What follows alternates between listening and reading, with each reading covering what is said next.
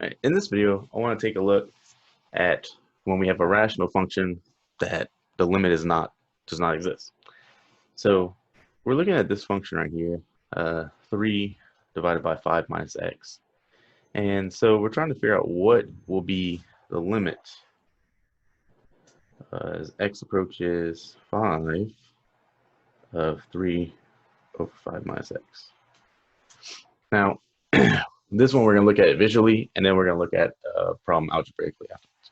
So what we need to take a look at, if we can't reduce this, we need to look at it from the left and the right.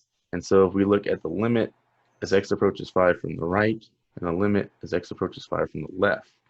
Now, this is a graph of the function here that we have. As we approach from the right, notice that we're going down towards negative infinity. As we approach from the left, notice that we're going up towards positive infinity. So the limit as x approaches 5 from the left would be positive infinity, but the limit as x approaches 5 from the right would be negative infinity. And since they're not going to the same value, they're not converging to the same value, that would mean that the limit as x approaches 5 of 3 over 5 minus x does not exist. Okay, and people shorthand it as DNE. Okay, so now let's look at a problem algebraically. Let's say that we have the limit as x approaches 4 of x minus 4 divided by x squared minus 8x plus 16. Okay, so looking at this, if we plug in a 4 just to make sure, we plug in a 4 up here, it's going to be 4 minus 4, which gives us 0.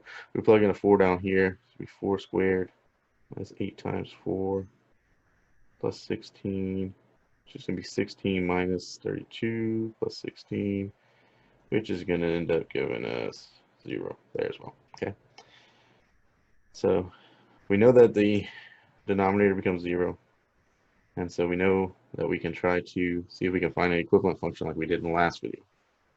Okay, so can't factor numerator as prime. So let's rewrite part of our problem. So the limit as x approaches 4, x minus 4. Now let's look at factoring this denominator. Well, we can factor that. It's going to be, looks like x minus 4 times x minus 4 times 4. Or you can write it as x minus 4 squared, either way. But this will reduce with one of these. And so let's go ahead and do that.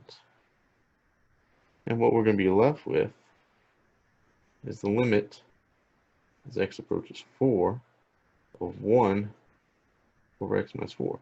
But the numerator is now going 10 towards 1, which is nice. But notice that denominator, we plug in a 4, it's still going to be 4 minus 4 is going to be 0. That does not help us out. Okay, so we got to figure out what we're going to do. Well, there's a few different ways to think about this. One method is, well, let's think about it from both sides. So let's say as we approach 4 from the right, and we can look at the simplified equivalent function to help us out here. And let's also look at it from the left. And let's just think about what's happening here and see if we can determine what it's going to be. So if we think about approaching from the right, this is going to be numbers like 4.001 or 4.0001, you know, very numbers that are very close to 4, but they are greater than 4. And so what that's going to end up meaning is that this number down here in the bottom is going to end up being a very small positive number. Okay, and when you divide 1 by a very small positive number, that's going to head towards positive infinity. Now, if we look at this one, this approaching 4 from the left, that's going to be numbers like 3.99, 3.999, numbers that are very close to 4, but slightly smaller than 4. And so when we take those numbers, we subtract 4 from it, but you end up with a small negative number there. And so when we take 1 divided by a very small negative number, that's going to be negative infinity. Okay, and so since it's on the right heading towards positive infinity, on the left it's heading towards negative infinity, it does not converge to one value, this limit does not exist.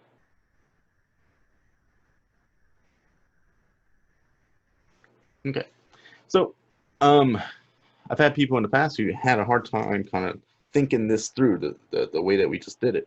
And so there is another way to think about it. I mean, if you go back to what we did in the notes at the beginning, let me rewrite our limits so that way we know what we're talking about. Okay, so one way that we can do it is just kind of a brute force method. We can look at values near that 4. So we can look at 3.99 here and 3.999. We can make a little table. And here we'll look at 4.001 and 4.01. You can get closer to that if you want. I mean, we're just looking for a pattern. So if we were to plug these values into this function, like if we did 1 over 3.99 minus 4, what we'll end up getting is negative 100. Okay, so if we repeat that for all of these, for 3.999, negative 1,000, and you can go closer if you want. If you want to do 3.9999 or whatever, we can't do the 4, it's not defined. For 4.01, we'll get positive 100, and for 4.001, we'll get positive 1,000. And so notice in this direction, we are heading towards negative infinity. In this direction, we're heading towards positive infinity, and that tells us that it does not exist because it's not converging to one value. If they both went to positive infinity, we would know it's going to positive infinity. If they both went to negative infinity, we would know it's going to negative infinity. So this is kind of a brute force method, but if you're stuck, it's one way to do it.